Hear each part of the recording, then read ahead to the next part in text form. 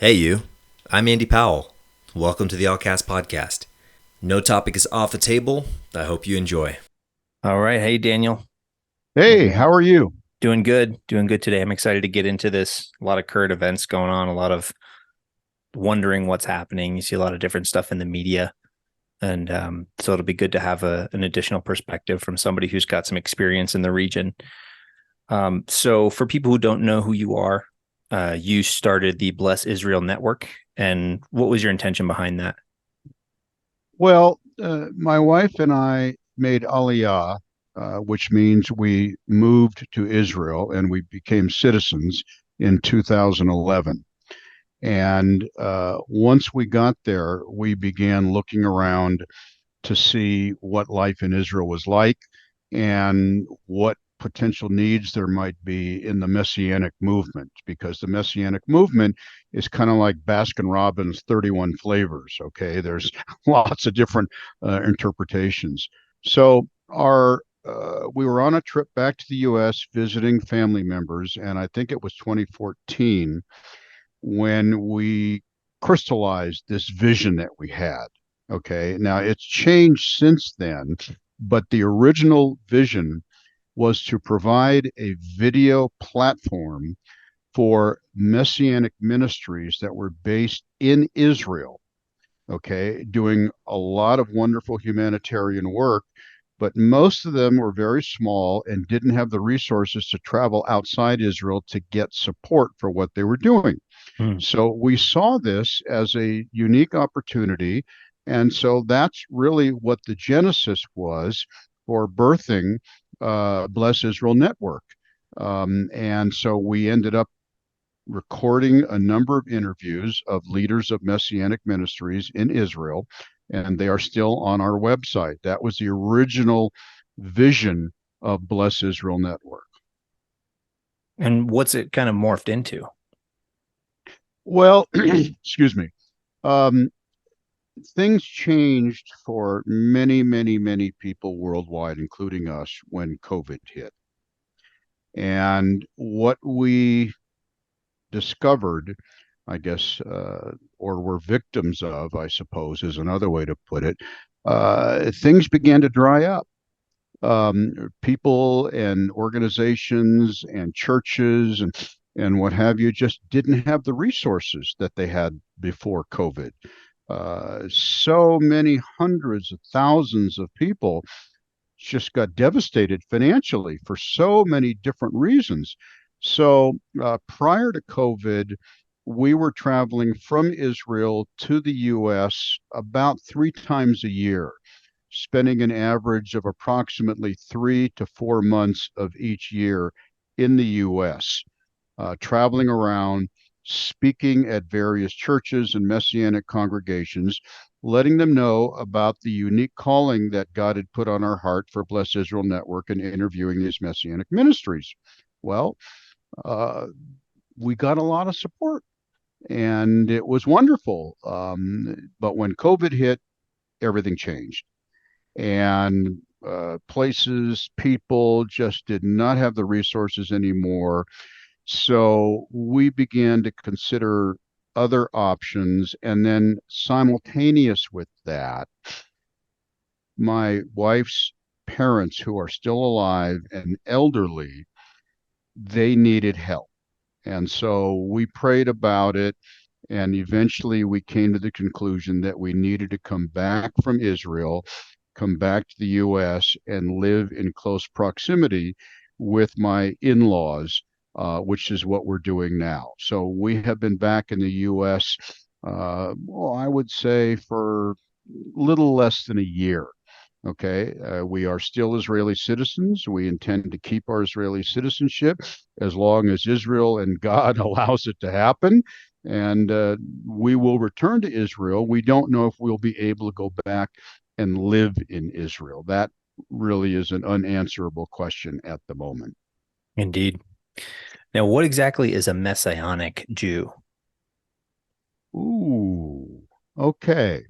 Now we're getting into types of questions which can go down rabbi trails. And I didn't Ah. mispronounce rabbit. Okay. All Excellent. right. Oh, that's Okay. great. So let me just use myself as an example. And I'm not trying to put myself in the spotlight, but since you're interviewing me and I'm a Jew, I'll answer that question from my personal perspective.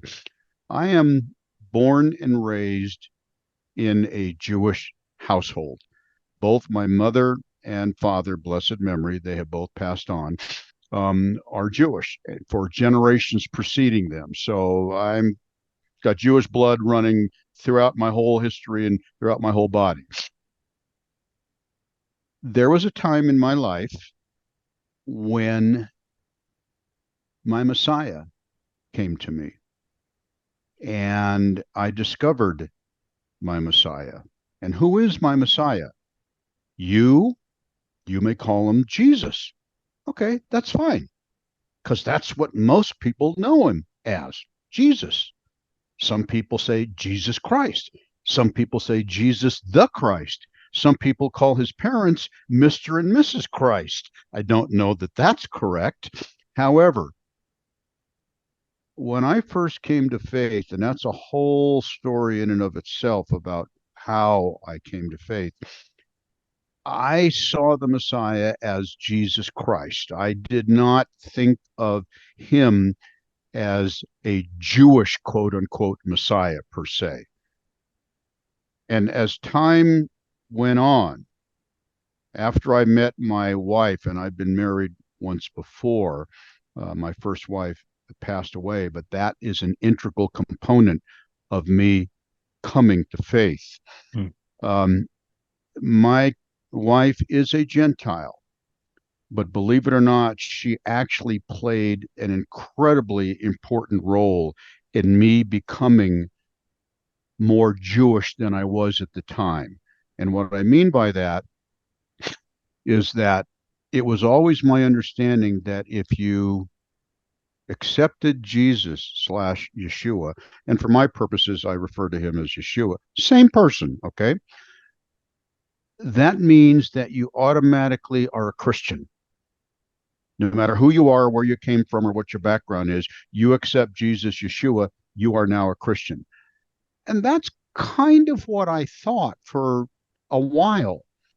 And then I started coming into contact with various people, including Jews who came to faith, but they didn't think of themselves as becoming Christians.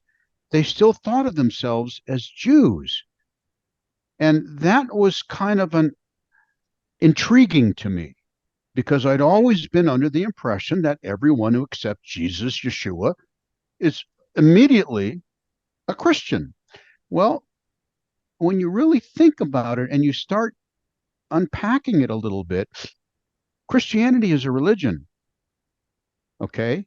You're not a Christian person ethnically. You're a Christian person because you accepted Jesus as your Messiah. Okay. So you're a Christian, religiously speaking, or theologically speaking, if you will. Well, I'm not a Christian. I'm a Jew. I was born and raised a Jew. And so I began to look deeper into this. And what I began to find out was that it was perfectly acceptable. In fact, it seemed preferable to me as a Jew that I don't give up being Jewish because I've accepted this person who is the Son of God, who was born and raised as a Torah observant Jew. Mm-hmm. Why would I give up being Jewish? Can I not accept Jesus, Yeshua as Messiah and still think of myself as a Jew? And so as time went on, it just became increasingly sensible to me to do that. Now, somebody listening to this may think that guy's crazy. He doesn't know what he's talking about. Well, I would say to that person, walk a mile in my shoes.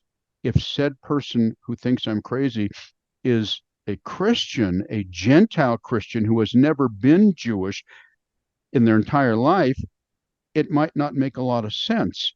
But I can tell you this, that in our travels and in my life, we have come across untold numbers of people, Jews and Gentiles. When I say Jews, I mean Messianics, not traditional Jews. Okay. But Gentiles, Christians, and Jewish believers that say what you're doing makes perfect sense. Why would you give up being a Jew? Okay. Yeshua himself didn't give up being a Jew. He didn't go into the grave as a Jew and come out 72 hours later and announce to the whole world, hey, I'm the first Christian. No, I think Donald Trump would call that fake news. So that's kind of how I view the situation. If that makes sense, I hope it does. It does. And for clarification, for people who don't know what the difference is between a Jew and a Christian as far as the belief system goes, basically, the Jewish belief is that Christ is not the Messiah, and the Jewish people are still looking for the Messiah to show up. That is absolutely correct. Okay. While the Christian people recognize Christ to be the Messiah. So you're not giving up your bloodline, your culture, the everything that built your family into what it was as a Jewish people. What you're doing is you're changing the way that you believe about Christ. I will tell you a couple of things that might be interesting to you and your audience. First off, sometimes when we speak, and we've spoken in many churches and Messianic congregations over the years, every once in a while, just for the fun of it, I'll ask a trick question. And that is, how many Christian churches did Jesus teach in on Sunday when he was alive? And believe it or not, there are some people who think that's a legitimate question and try to come up with an answer. Yeah. You and I both know, and hopefully most of your audience realizes the answer is 0. Yeah, because exactly. He only spoke in Jewish synagogues on Shabbat. Mm-hmm. And what may be further interesting is that Messianic Jews, those who were Jewish, who began to accept him as Messiah when he was still alive with his ministry on earth, Messianic Jews and traditional Jews worshiped together in the very same synagogues. He didn't go to separate Messianic synagogues and preach to them because there weren't any. Okay, just like there weren't any Christian churches. Okay, mm-hmm. So that's the first point that I wanted to make. The second point, something people may not really think about very often. Judaism is the largest Messianic religion in the world. Now you stop and think about that for a moment. Did I say something crazy? Well, let me expand on what might be, a plausible answer. The Jewish people are still waiting for Messiah. Therefore, by definition, it is a Messianic religion because they are still waiting for Messiah to come. Okay, so when you think about that, you may have never looked at it from that standpoint before, but it is, in fact, a true statement.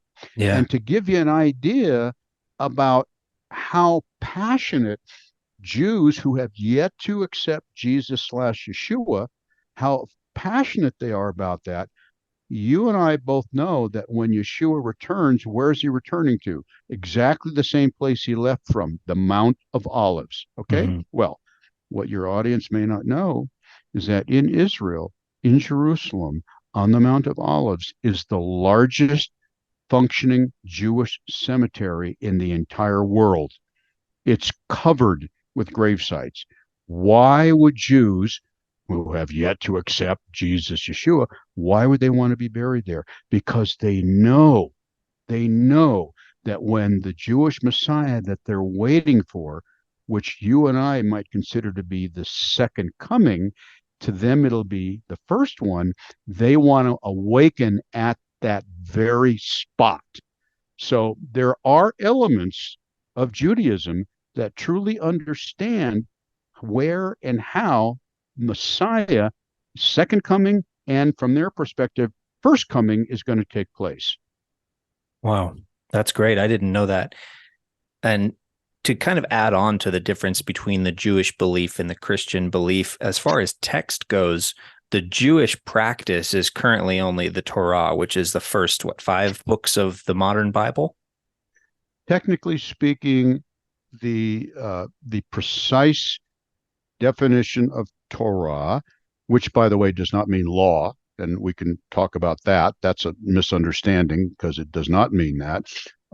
Is the first 5 books of Moses. That is correct.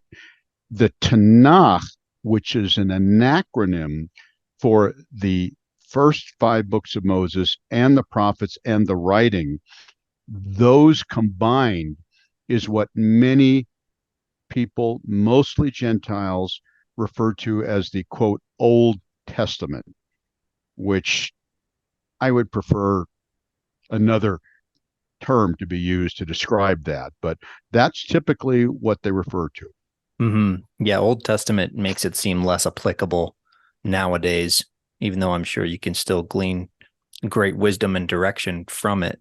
It's not obsolete. Well, let's put it this way, and I've spoken about this many times. Let me make an obvious statement. Judaism would still be Judaism without Christianity. Christianity would not exist without Judaism. Yes. Okay. Yes. So you put that in your pipe and smoke it, and it does make sense. Now, for anyone listening who is passionate about witnessing to a Jewish person who has yet to accept Messiah, one suggestion is to be sensitive about certain terminology.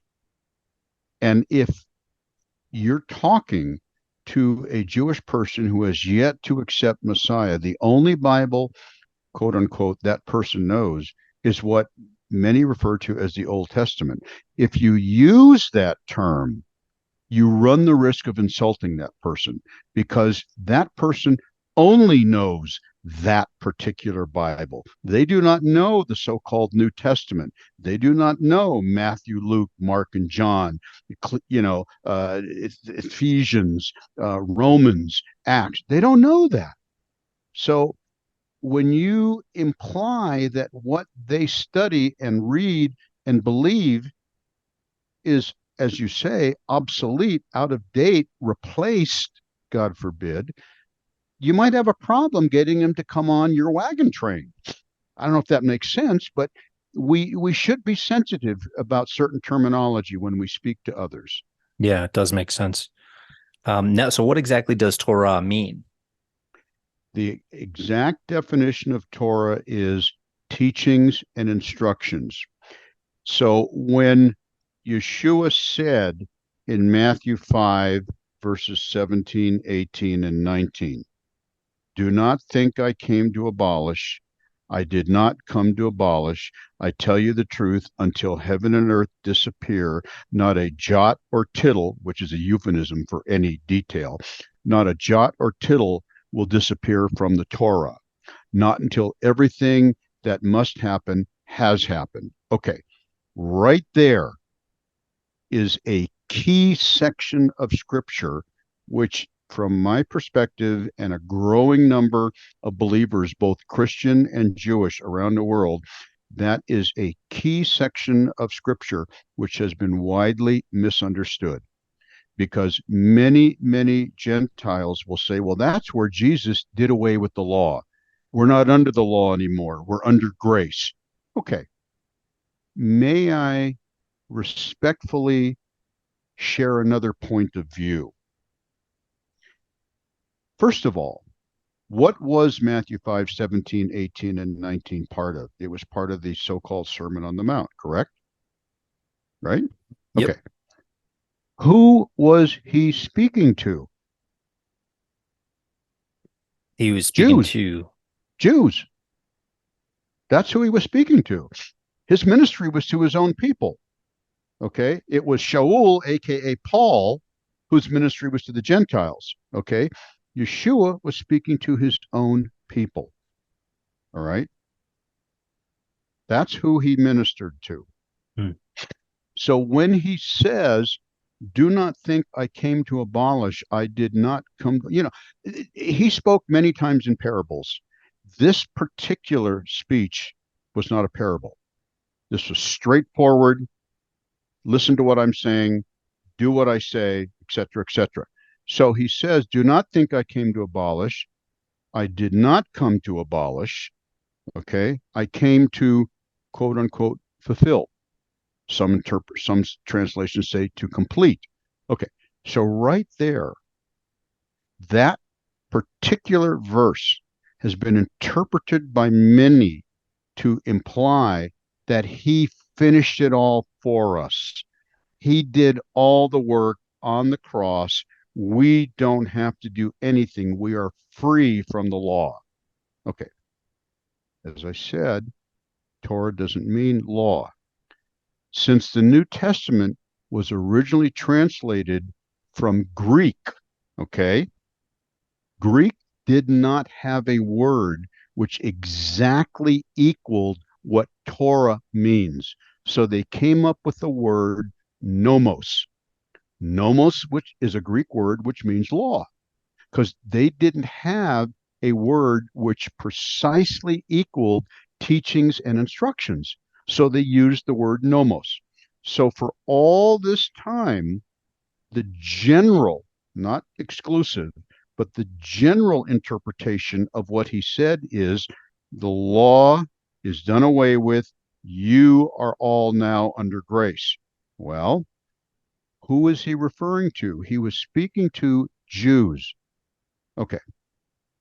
Gentiles, Gentile believers, they are not under the same halachic obligation as Jews are. Halachic is a word for Jewish law. Okay. So an example So of that would be eating kosher.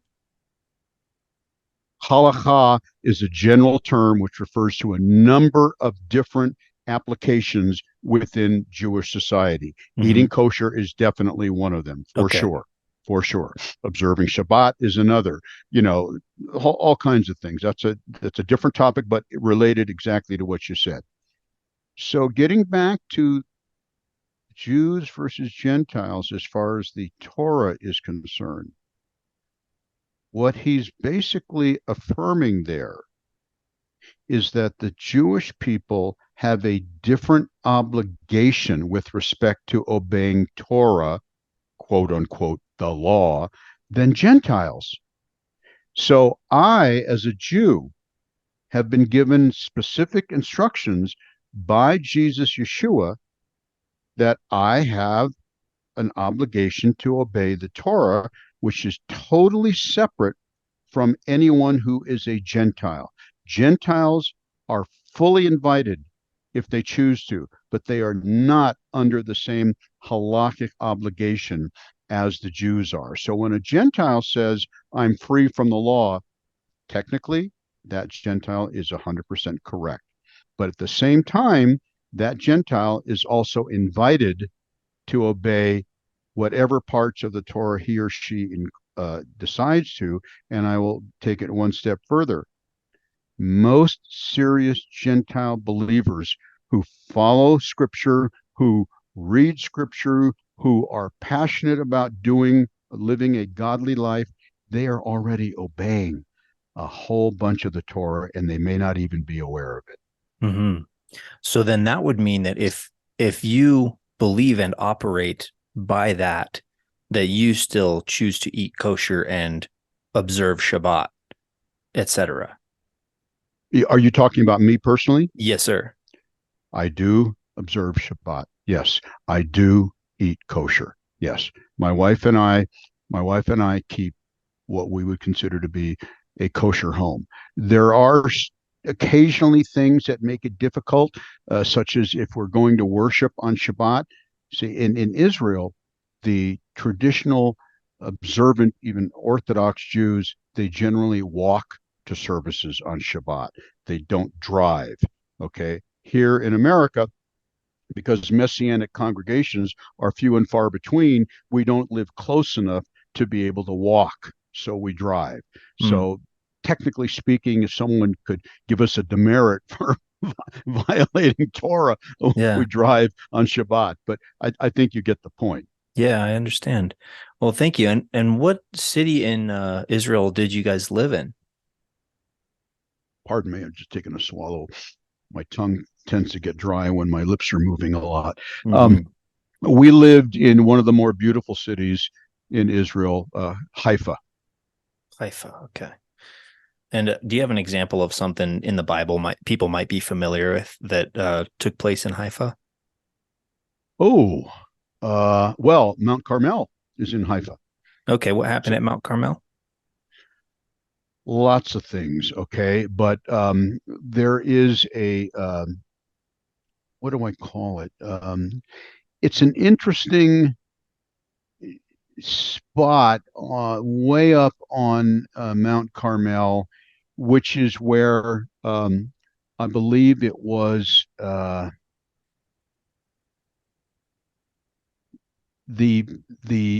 Deborah. I think it was Deborah that chased down the enemies from Baal.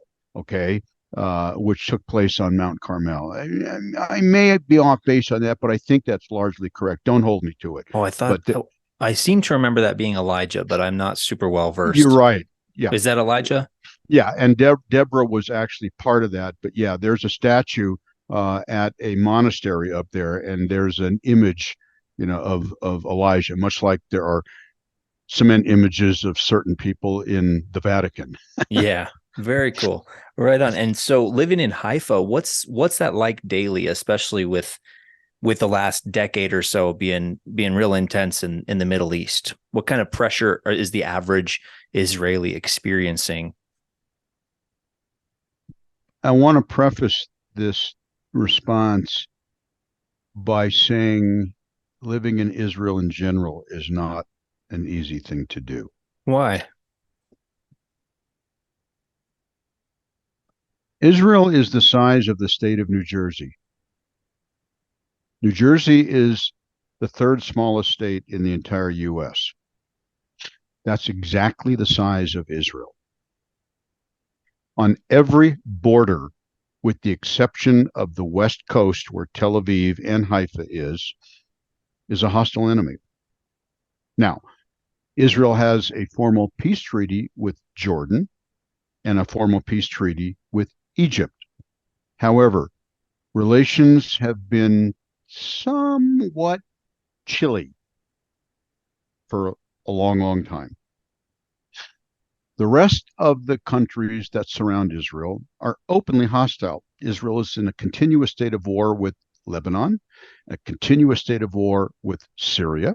Okay. Things have begun to thaw a little bit with Saudi Arabia, but Saudi Arabia is in a very difficult position because they are the mother country of Sunni Islam. So they look to themselves as leaders in the Islamic world. So they feel that they have to set an example for the rest of the Islamic world. The other portion of the Islamic world is Shiite Islam, which are the more radical ones. The mother country there is Iran. We all know what Iran is. They are the mother country of state-sponsored terrorism in the world, and they are financing Hamas, Hezbollah, Islamic Jihad, and all the Muslim terrorist groups. Okay, getting back to your question, a lot of people told us before we made Aliyah, which means to become a citizen of Israel. Okay, the technical definition of Aliyah means go up, but it really translates for all practical purposes as becoming a citizen of Israel. But going up is a key definition because when you live in Israel, like we lived in Haifa, which was in the north, geographically, Jerusalem was about 2 hours south of us.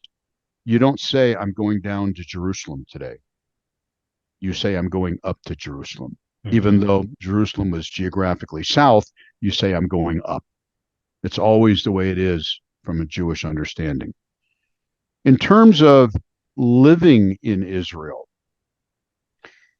there are certain similarities to the U.S., and there are significant differences versus the U.S. One thing that we noticed is that security is a key element of everyday life in Israel, which 99.9% of Americans never think about. Let me give you an example. So let's say you decide that you want to go to the shopping mall. Okay. Okay. First off, the shopping mall is going to be closed on Saturday. Why? Because it's Shabbat. It's the seventh day. So you decide you want to go on Sunday, which is the first work day of the week. In Israel, Sunday is like Monday in the US. Yeah. Okay. All right. So you go to the shopping mall, and sitting outside the mall, if it's an open mall, it's different. But if it's an enclosed mall, then sitting outside the door of the mall, before you even get into the mall, you have to go to, let's say, an underground parking lot. They stop your car. You have to open your doors and you have to open your trunk, and they inspect your car before you go into the parking lot. This is an element of security which exists in the nation of Israel, which is not in the United States. Then inside, or rather, I should say, outside, many of the stores, like standalone stores. So let's say there's a big supermarket and you want to go to the supermarket, which has a parking lot.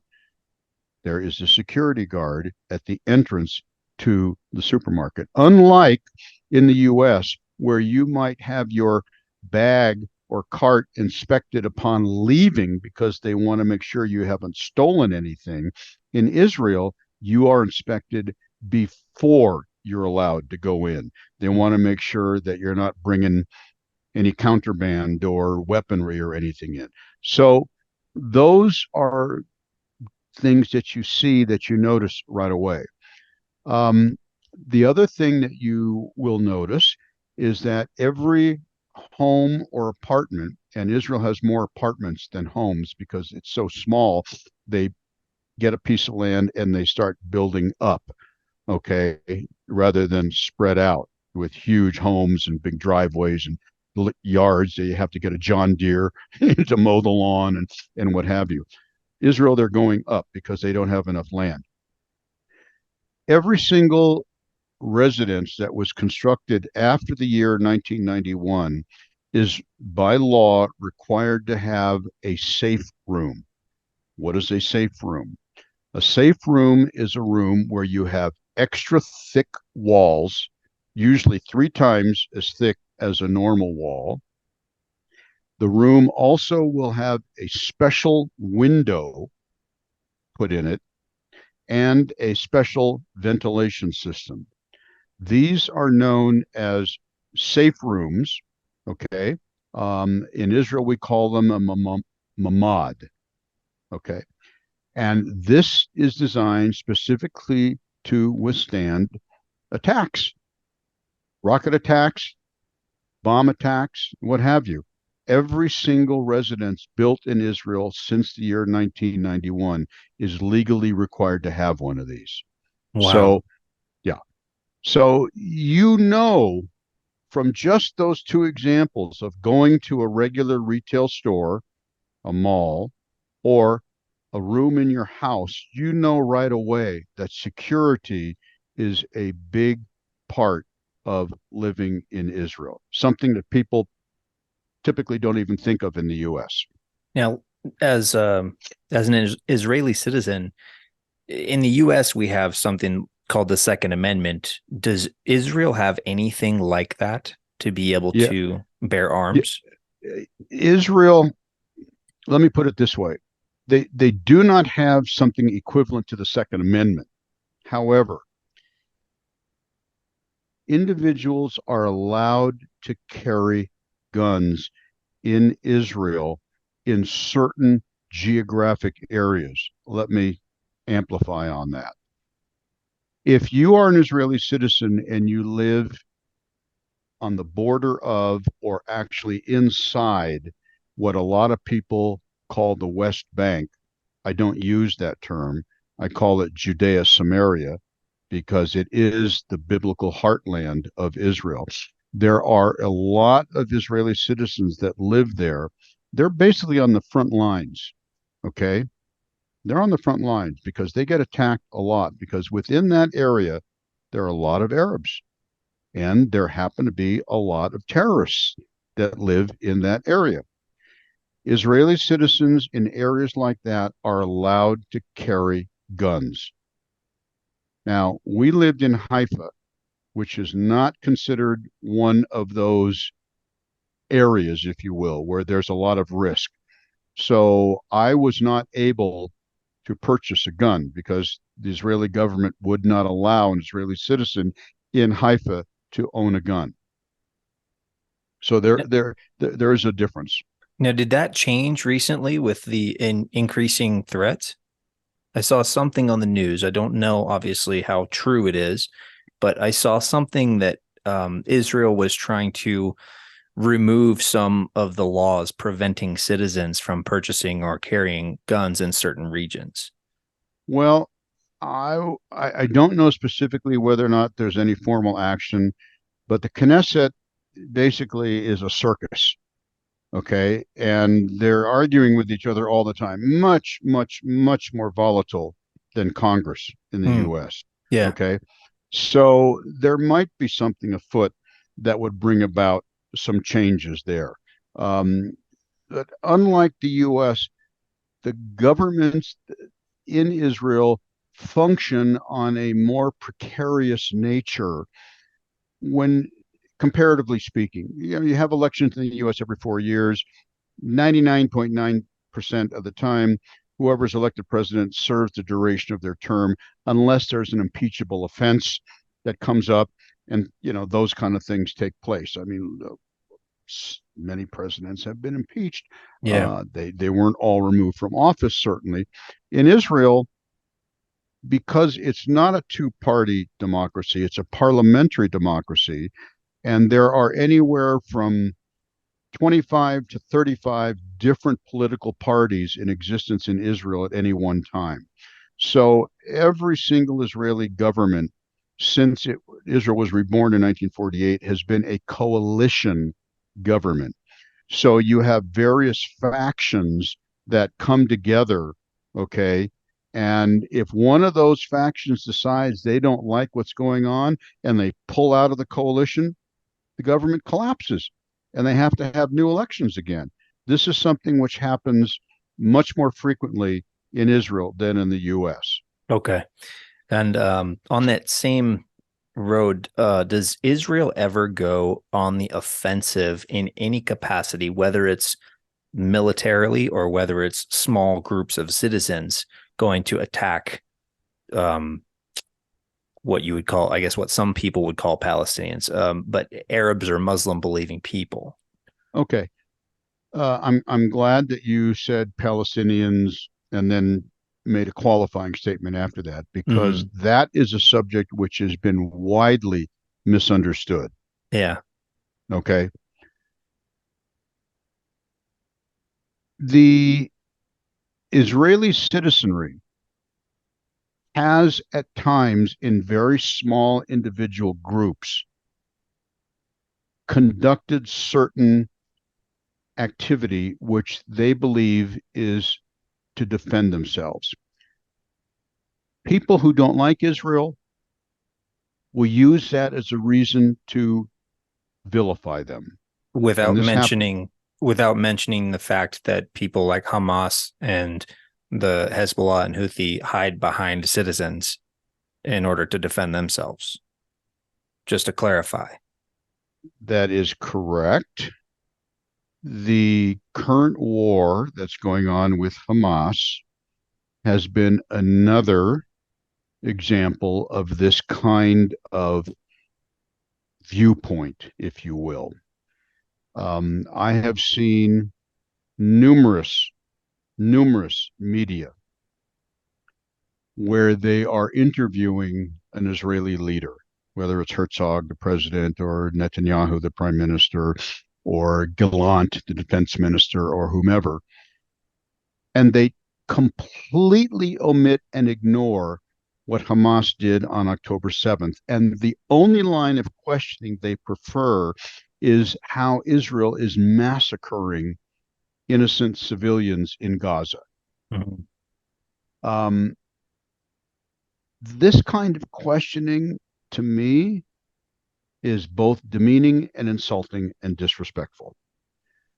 Because it implies quite vividly in my interpretation, it implies that there is one standard for the rest of the world and a separate standard for the Jews. Mm-hmm. And I happen to think that it's true because if the, let me put it this way, the late Golda Meir, she was prime minister in the early 1970s during one of the worst wars in Israel's history, the Yom Kippur War. She once said,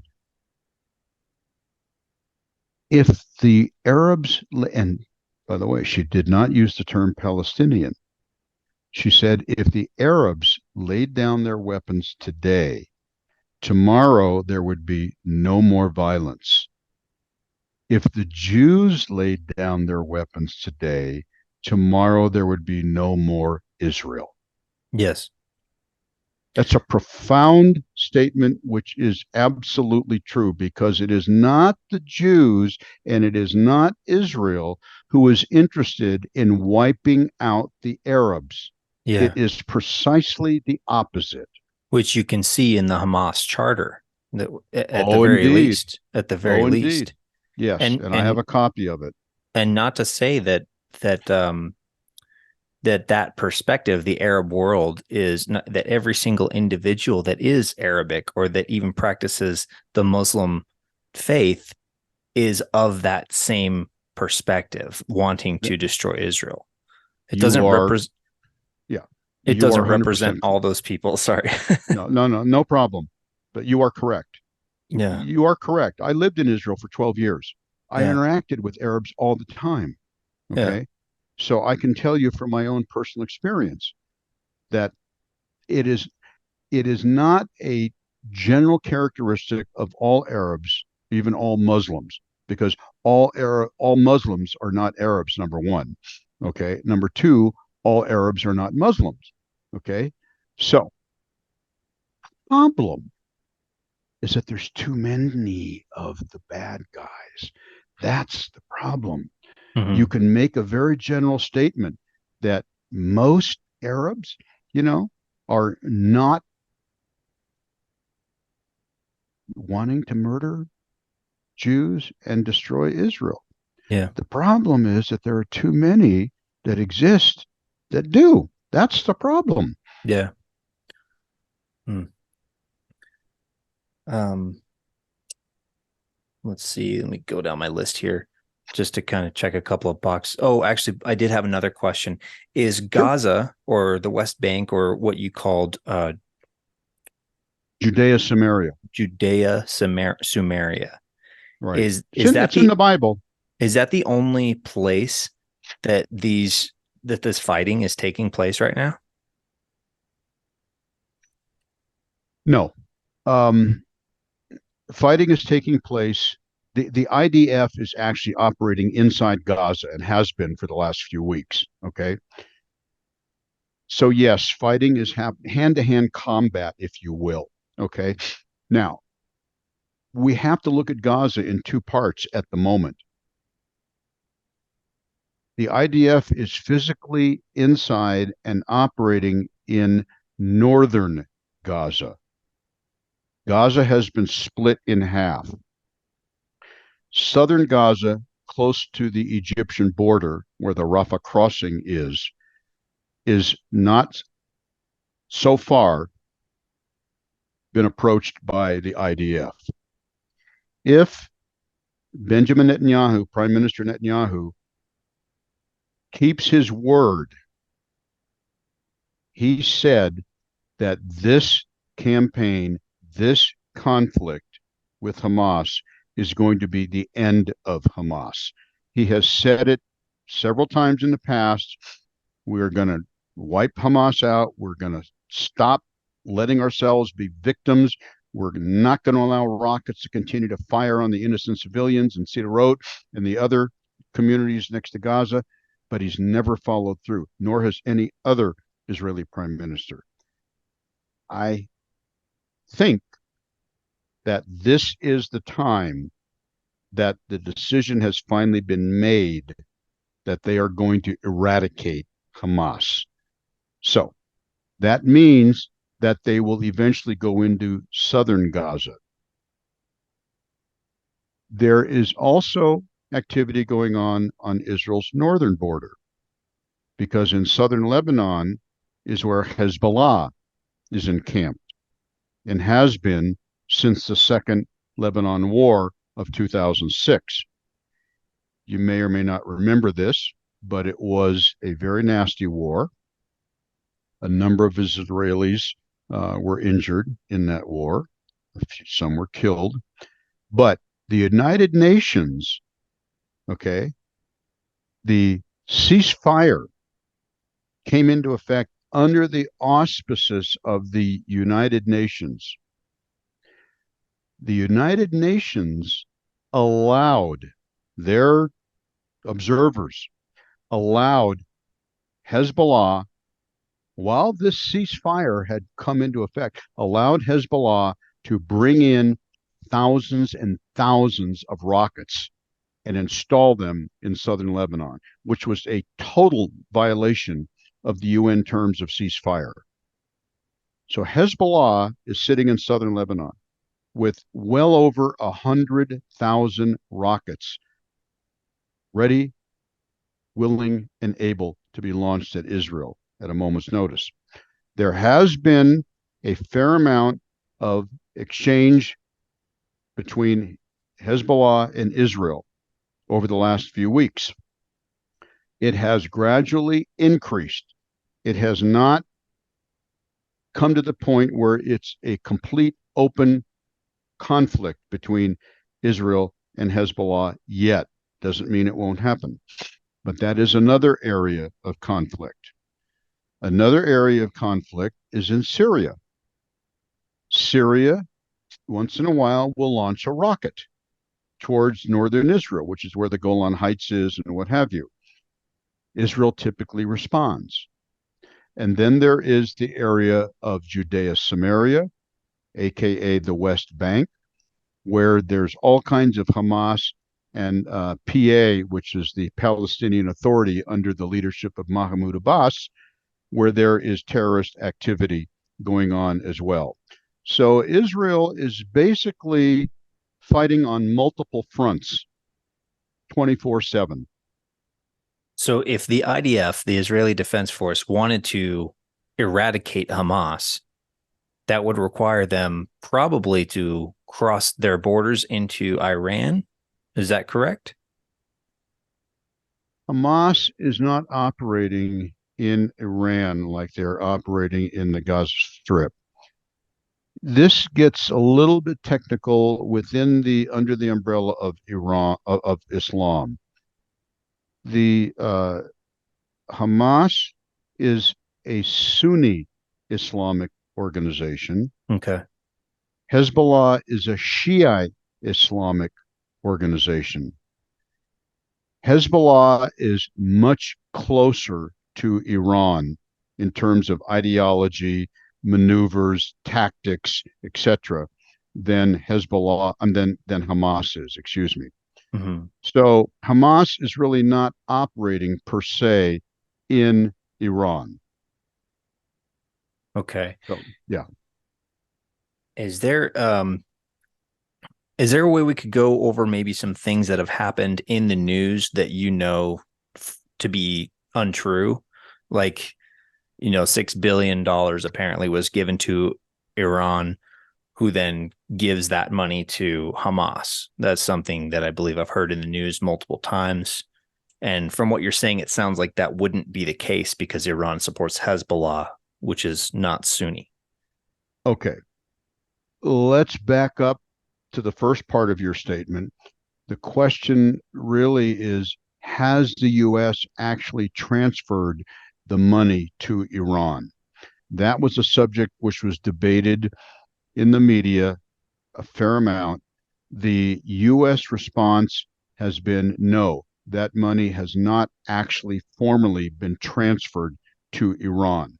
It is, in college football, you may or may not be familiar with the term, but there are certain players that, let's say, go from Ohio State to USC or from Oklahoma to Florida.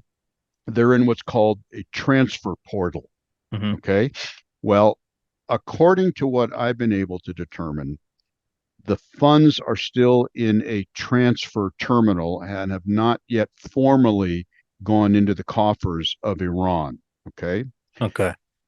So now, let's say for the moment, for the sake of this conversation, that I'm incorrect and Iran does have the money. The only thing Iran does with money like that is they increase and expand their worldwide network of terrorism. And you've heard the old saying, the enemy of my enemy is my friend. Mm-hmm. Okay. While Hamas is not theologically aligned with Iran in the larger goal, which is to murder Jews and destroy Israel, suddenly they become a worthwhile ally. Okay. So Iran has no problem transferring or giving money to Hamas as long as they're going to help Iran accomplish their goal, which is destroy Israel. Does that make Uh-huh. sense? Yes, that makes perfect sense. Thank you. Mm-hmm. Okay, great. That is the end of part 1. Part 2 is currently available, so go ahead and jump on and listen to that one whenever it's good for you. And remember to rate the podcast, like, follow, subscribe, whatever it is that you do on your platform. Please leave me a good review if this show does anything to benefit you.